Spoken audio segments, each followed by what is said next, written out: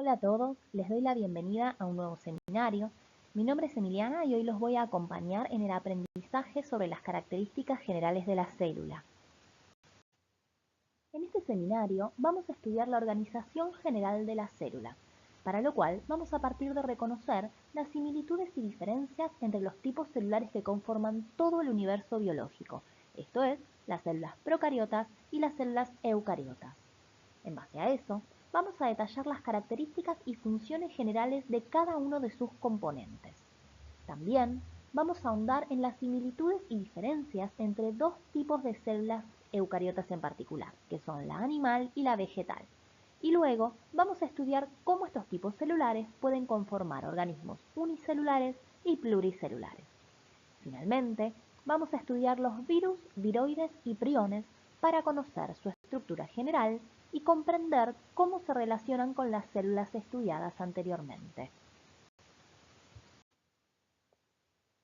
A lo largo de esta clase van a ver que vamos a hacer mucho hincapié en estudiar similitudes y diferencias entre células, porque de hecho es así como se fueron construyendo los conocimientos actuales en el campo de la biología celular, es decir, la observación de las similitudes entre las células y un marco común para aplicar principios básicos estudiados en una célula al conocimiento de otros tipos quizás más difíciles de estudiar. A su vez, las diferencias entre ellas están asociadas al funcionamiento particular de los distintos tipos celulares, con lo cual ayudan a su comprensión. Como ya aprendieron en seminarios anteriores, la célula se define como la mínima unidad estructural y funcional que forma parte de todo ser vivo. De la propia definición se desprende entonces la importancia de conocer la estructura de la célula y cómo la misma se relaciona con la función que va a tener ésta en la vida del organismo del que forma parte. Todo organismo está formado por células que son procariotas o eucariotas.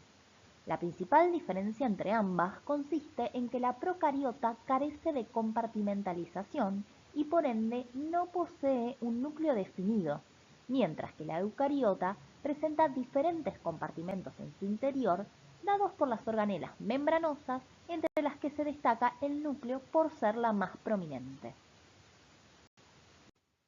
En estas células se destacan tres estructuras esenciales que se comparten entre ellas. Una es la membrana plasmática. Esta estructura está formada por lípidos, proteínas e hidratos de carbono, y como pueden ver en los esquemas, delimita el interior del exterior celular. Sepan que además de la que se presenta a simple vista, la membrana plasmática cumple otras funciones fundamentales para la vida celular que van a estudiar más adelante. La otra estructura que presentan ambas células es el ADN como material genético. Este es el que va a permitir la transmisión de los caracteres de la célula a su descendencia y además posee la información para dirigir la actividad de la célula a lo largo de su vida. La tercera estructura en común son los ribosomas. Estos están formados por proteínas y ácidos ribonucleicos, específicamente ARN ribosomal, que conforman las dos subunidades que los constituyen y son los encargados de la síntesis de proteínas, que, como recordarán de las clases anteriores, son las biomoléculas que van a permitir a la célula ejercer la mayor parte de sus funciones. Los detalles en relación a la composición y el funcionamiento de todos estos elementos los van a estar estudiando en profundidad a lo largo de la materia. En general, la célula procariota resulta más simple y más pequeña que la eucariota, y como podrán recordar de estudiarlo en clases anteriores, conforma los organismos unicelulares que son miembros del reino Monera, siendo el ejemplo más familiar las bacterias. En cuanto a la organización estructural de la célula procariota, podemos decir que ésta está rodeada por una pared celular, que es una estructura rígida formada por polisacáridos y péptidos, cuya función es otorgar protección y resistencia mecánica a la célula. También es responsable de su forma, y en el caso de las bacterias, uno de los componentes de su pared celular es el péptido glicano. Su presencia, en mayor o menor medida, permite la clasificación de las mismas en gram positivas y gram negativas. Esta clasificación tiene fines diagnósticos y la vamos a estudiar más adelante. Por debajo de la pared, la célula procariota presenta la membrana plasmática, que describimos anteriormente. El interior de la célula procariota se denomina protoplasma y contiene los ribosomas, que en el caso de la célula procariota son de tipo 70S. En el protoplasma de la célula, específicamente en una región denominada nucleoide, se halla su material genético, que en el caso de la célula procariota está formado por una única molécula circular de ADN no asociado a histonas. También puede presentar material genético adicional disperso por el protoplasma, denominado plásmidos, que codifican para diferentes proteínas que requiere la célula para vivir y en algunos casos son capaces de otorgar a las bacterias que los portan resistencia a ciertos antibióticos. Finalmente, algunas células procariotas pueden presentar las estructuras denominadas cápsula, pilus y flagelos. La cápsula tiene una composición mucosa y le permite a las bacterias unirse entre sí u a otros sustratos. El pilus o pili también está relacionado con la adhesión a superficies y en el caso del denominado pili sexual permite la transferencia de plásmidos entre bacterias. Por su parte, el flagelo, que puede o no estar presente, otorga movilidad a la célula. Por su parte, la célula eucariota es más grande y compleja que la procariota. Puede conformar organismos uni- o pluricelulares que pueden pertenecer a diferentes reinos. En todos los casos presentan características generales en común, como la presencia de un citoesqueleto y una serie de organelas membranosas en su citoplasma. El citoesqueleto es una red dinámica de filamentos proteicos que incluye microfilamentos, filamentos intermedios y microtúbulos. Le da forma a la célula, permite su movimiento y participa en el transporte intracelular y en la división celular. Por su parte, una organela es una estructura interna y especializada dentro de la célula que cumple funciones específicas necesarias para el funcionamiento, la supervivencia y la reproducción celular. Puede estar rodeada por una membrana en el caso de las organelas membranosas o carecer de ella en el caso de las no membranosas. Las organelas membranosas de las células son el núcleo, que es el compartimento donde se encuentra el ADN, que se presenta de forma lineal en vez de circular como en procariotas. El núcleo está rodeado por la envoltura nuclear, una doble membrana perforada por poros nucleares que regulan el intercambio de sustancias entre el núcleo y el citoplasma. La función principal del núcleo es almacenar la información genética y coordinar la síntesis de ARN.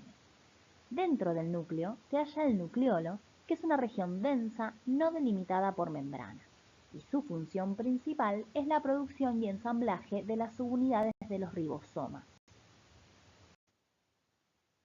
La región que va desde la envoltura nuclear hasta la membrana plasmática se denomina citoplasma.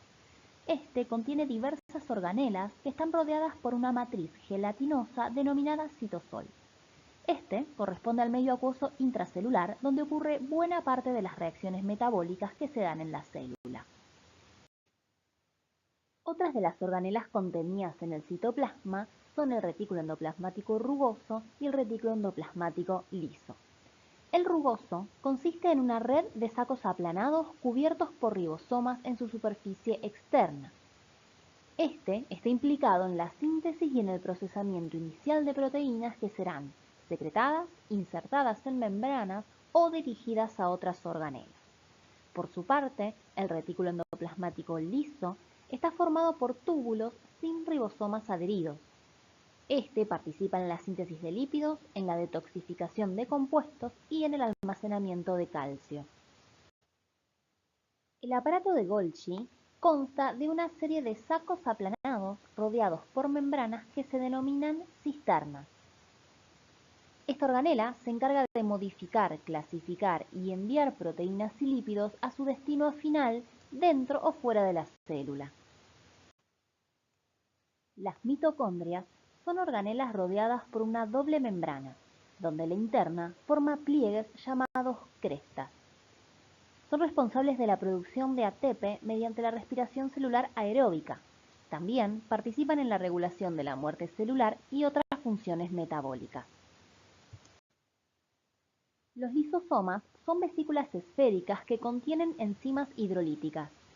Su función es degradar materiales que ingresan a la célula o bien que provienen del propio citoplasma, como pueden ser organelas dañadas o envejecidas. Los lisosomas son característicos de las células animales, aunque en vegetales esta función puede ser realizada por la vacuola. Los peroxisomas consisten en vesículas que contienen enzimas oxidativas. Estas están involucradas en la degradación de ácidos grasos y en la neutralización del peróxido de hidrógeno, que es una sustancia tóxica que se genera en la célula como subproducto de su metabolismo. Finalmente, en el citoplasma de la célula eucariota también podemos hallar ribosomas de tipo 80S. Estos constan de dos subunidades riboproteicas y pueden considerarse organelas no membranosas de la célula. Ustedes estudiaron en clases anteriores que podemos hallar organismos eucariotas en distintos reinos. El esquema que les mostré y describí en las diapositivas anteriores y también el que les muestro en esta diapositiva corresponde estrictamente a una célula del reino Animalia o célula animal, la cual comparte muchas estructuras con la célula vegetal o del reino Plantae. Sin embargo, hay algunas estructuras que son exclusivas de cada tipo celular. La célula vegetal, por ejemplo, posee una gran vacuola central. Esta vacuola está rodeada por una membrana llamada tonoplasto y su función es almacenar agua, iones, metabolitos y productos de desecho. Además, participa en el mantenimiento de la turgencia de la célula, en la degradación de sustancias y en la defensa celular. Su función digestiva puede ser comparable a la de los lisosomas de las células animales de los que hablamos anteriormente. Si bien la célula animal puede presentar vacuolas, estas son más pequeñas y en general hay varias en lugar de solo una. En la célula vegetal también encontramos cloroplastos, que son organelas rodeadas por una doble membrana y contienen su propio ADN. En su interior se encuentran los pilacoides, que son estructuras que albergan la clorofila. Los cloroplastos son responsables de la fotosíntesis, que es un proceso mediante el cual la energía solar se convierte en energía química que queda almacenada en compuestos orgánicos. Esto es lo que le permite a los organismos que poseen cloroplastos ser autótrofos. Ustedes deben recordar este término de haberlo estudiado en clases anteriores. Por último, a diferencia del animal, la célula vegetal presenta una pared celular, que es una estructura rígida, externa a la membrana plasmática y que en el caso de la célula vegetal está compuesta principalmente por celulosa. La pared celular proporciona forma, soporte mecánico y protección a la célula y en su longitud presenta plasmodesmos, que son conductos por donde se comunican unas células con otras. Por su parte, la célula animal presenta un centríolo, que es en donde los microtúbulos del citoesqueleto se nuclean y organizan. La célula vegetal también posee un organizador de microtúbulos, pero distinto al centríolo. Además, algunas células animales presentan flagelos o cilios que se hallan asociados al movimiento de las células en sí o bien al de diferentes sustancias en torno a ellas. Una vez más, les comento que los detalles en relación a la composición y el funcionamiento de todos estos elementos los van a estar estudiando en profundidad a lo largo de la materia. También estudiaron en clases anteriores que podemos hallar organismos eucariotas uni- o pluricelulares.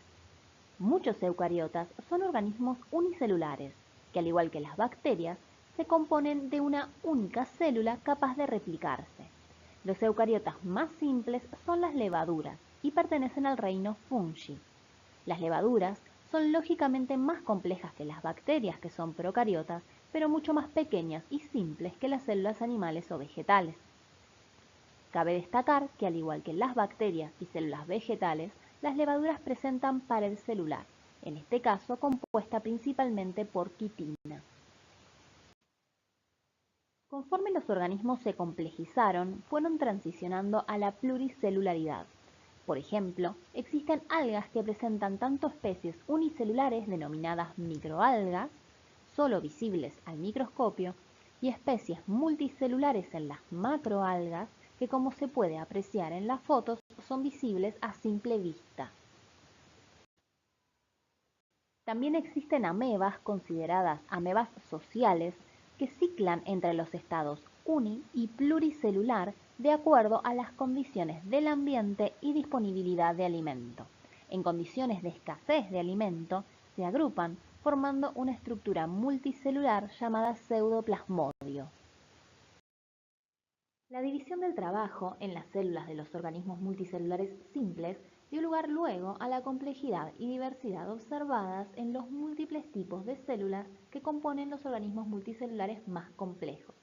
Así, las células de los mismos están especializadas para realizar funciones específicas, esenciales para la supervivencia del organismo en su conjunto. El cuerpo humano, por ejemplo, está compuesto por más de 200 tipos de células diferentes, consideradas generalmente como componentes de los 5 tipos principales de tejidos: el tejido epitelial, el tejido conectivo, la sangre, el tejido nervioso y el tejido muscular. En la siguiente parte del seminario vamos a estar estudiando agentes que, si bien tienen una relación directa con la célula, no forman parte de ella ni se definen como tal. Estos agentes patógenos son los virus, los viroides y los priones. Los virus son parásitos intracelulares incapaces de replicarse por sí mismos. Por ende, se reproducen mediante la infección de células huésped y la usurpación de la maquinaria celular, lo que les permite producir más partículas virales. De esta definición se desprende que los virus no son células y de allí que los virus no son considerados materia viva.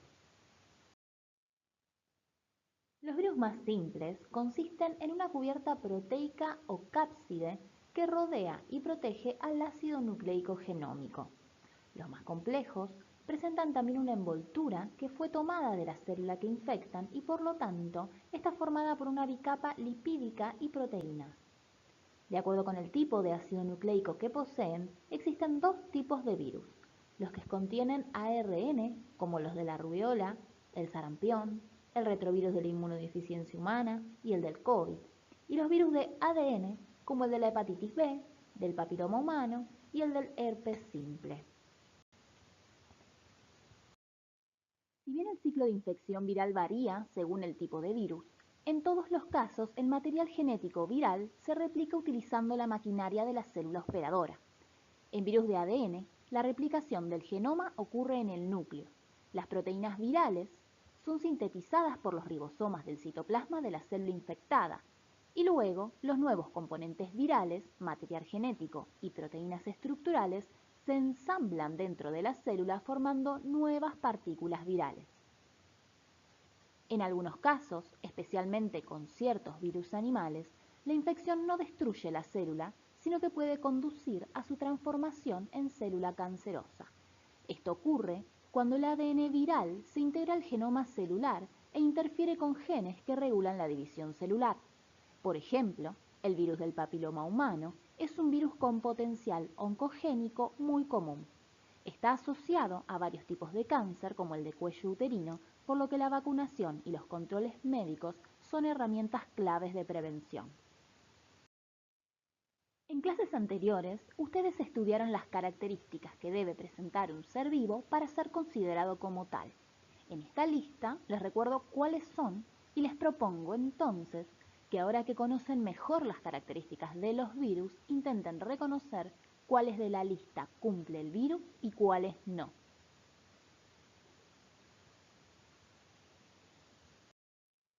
Como estudiaron, un virus es un aglomerado de macromoléculas, específicamente proteínas y ácidos nucleicos, y en algunos casos también contienen lípidos. Es por ello que presentan una organización compleja de los elementos que lo componen. A su vez, y como vieron en el ciclo de infección viral, el mismo es capaz de intercambiar materia y energía con el medio que lo rodea, como por ejemplo con la célula que infecta, a través de la cual también es capaz de reproducirse.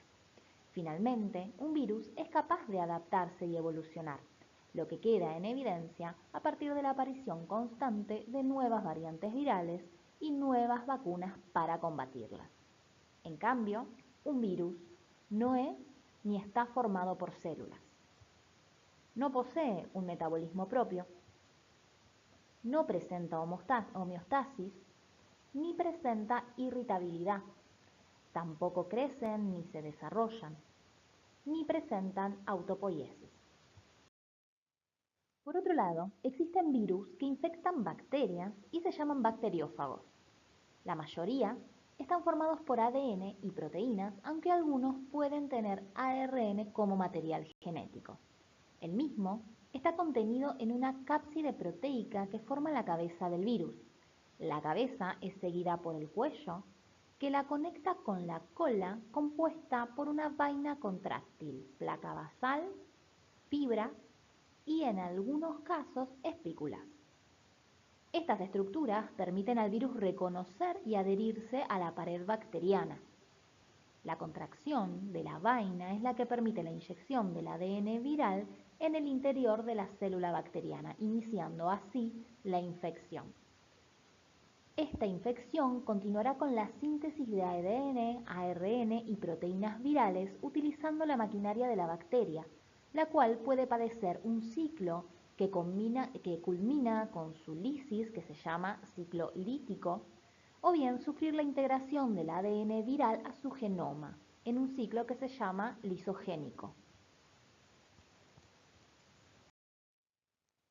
También existen otros agentes infecciosos aún más simples que los virus. Se trata de los viroides y los priones. El viroide es una molécula pequeña de ARN de cadena simple y circular que no codifica proteínas e infecta exclusivamente células vegetales, en la que interfiere con la expresión génica de la planta, causando enfermedades. No tiene cápside ni envoltura y su replicación ocurre utilizando enzimas de la célula hospedadora. Pueden ver que en su molécula los viroides presentan puentes de hidrógeno entre las bases complementarias que forman su estructura y se forman loops en las regiones donde no hay dicha complementariedad. Ustedes van a poder comprender mejor esto cuando estudian la estructura de los ácidos nucleicos en clases posteriores. Los priones, por su parte, son proteínas infecciosas que se originan a partir de una proteína normal mal plegada, que induce a otras proteínas a adoptar esa misma forma anormal. Se acumulan en el sistema nervioso, donde causan enfermedades neurodegenerativas, principalmente en animales y en humanos. Pueden ver que en el ejemplo que les muestro, la proteína normal posee una estructura secundaria con alfa hélices, mientras que la priónica presenta mayor proporción de hojas beta plegadas.